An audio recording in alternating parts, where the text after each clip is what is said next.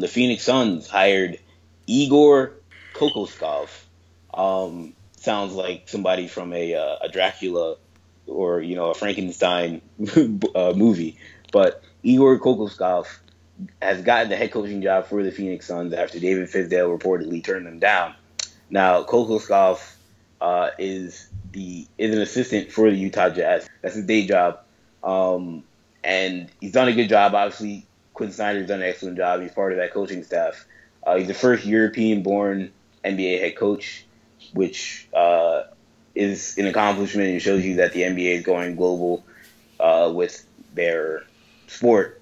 But I think the other significance of this coaching hire is that while his day job is coaching the Utah Jazz as an assistant, his night job is being the head coach for the Slovenian national team that won the 2017 Eurobasket tournament, FIBA Eurobasket tournament. Any important players out of Slovenia, Kendall, that I'm forgetting? Look, I mean, Goran Dragic is a nice player.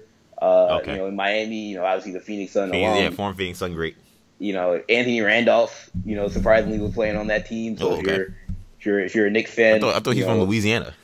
Look, man, I don't know where he was born. Maybe he has some Slovenian in his background. But, those two guys are nice. But the significance of that roster was that Luka Doncic, who is likely a top 3 pick in this NBA draft, might be number 1, was also in that roster and played spectacularly in that tournament. And he was coached by Kokoskov. So with the Phoenix Suns being as dreadful as they were last season, and we'll have to see where the lottery balls fall out for this Phoenix Suns team. But you have to imagine, almost regardless of where they fall, they can't fall farther than 4. Will likely be in the top 2 or 3. That Doncic will be at the top of their draft board. And it would not even surprise me if they do whatever it takes to get the guy. So I thought this was a very interesting hire.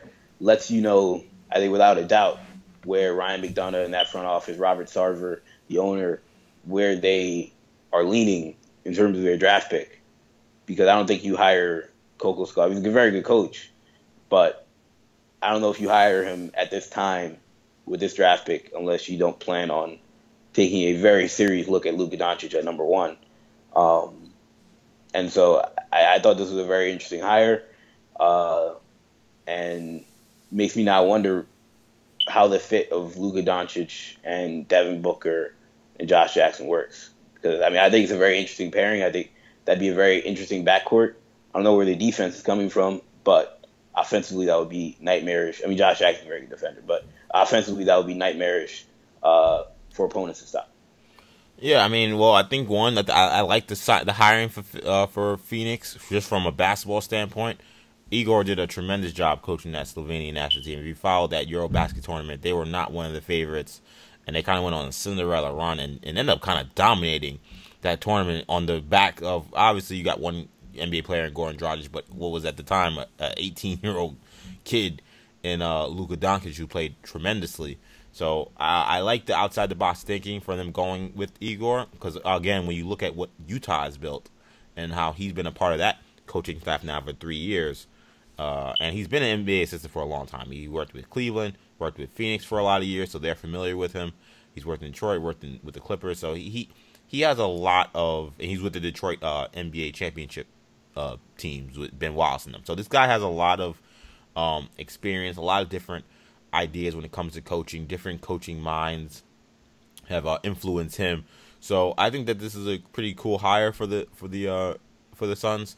The Doncic relationship is very interesting, of course, and it's going to be especially interesting in Phoenix because for a lot of people, the number 1 guy on the board is DeAndre Ayton, who plays local guy played at Marvin Bagley, and Marvin Bagley is from Phoenix. He went to Duke, so there's going to be a lot of fans that really want those 2 guys. So if it comes down to them having a choice between either of those 2 guys or both of those guys and Doncic, how the fans react to, or media reacts also to a decision to go with Doncic over those guys if they decide to go that way, of course. They could go a totally different way and pick a different guy. We've seen that in the NFL where a college coach goes to the NFL. We think he's going to draft his guy, and he goes with another guy. That's happened before.